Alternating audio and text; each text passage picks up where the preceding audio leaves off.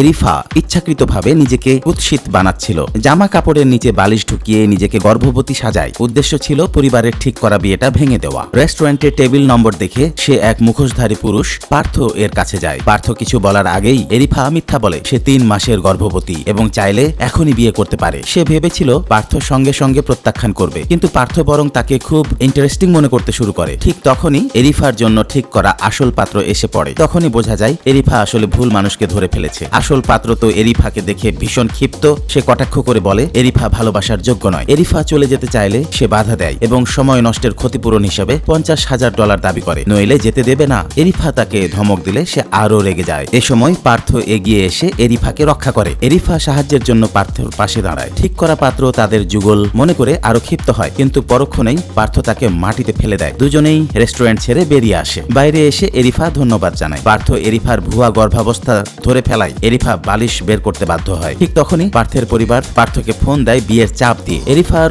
অদ্ভুত আচরণে মুগ্ধ হয়ে পার্থ তাকে বিয়ের প্রস্তাব দেয়। নিজের পরিবার সামলাতে এরিফাও রাজি হয়ে যায়। অল্প সময়েই তাদের বিয়ের সনদ হয়ে যায়। পার্থ $1 মিলিয়ন আছে এমন একটি ব্যাংক কার্ড এরিফাকে গিফট দেয়। তার কাছে যোগাযোগের নাম্বার চায়। সে জানতো না পার্থ আসলে দেশের সবচেয়ে ধনী পরিবারের উত্তরাধিকারী। পরে এরিফা কুৎসিত ছদ্মবেশ খুলে ফেলে, কারণ সে ধনী পরিবারের কোম্পানিতে চাকরির ইন্টারভিউ দিতে যাচ্ছিল। হঠাৎ হোঁচট খেয়ে পড়ে যেতে ধরলে ঠিক সময়ে তাকে ধরে ফেলে তার হঠাৎ বিয়ে হওয়া স্বামী পার্থ। যেহেতু পার্থ মাস্কের বাইরে আর এরিফাও কুৎসিত মেকআপের বাইরে, তাই আপাতত কেউ কাউকে চিনতে পারলো না। বন্ধুরা, আমার গল্পের নায়ক নায়িকার নাম তোমাদের নামে শুনতে চাইলে কমেন্টে নাম জানাও। এভাবেই আসবে তোমাদের নাম কোনো এক ভিডিওতে।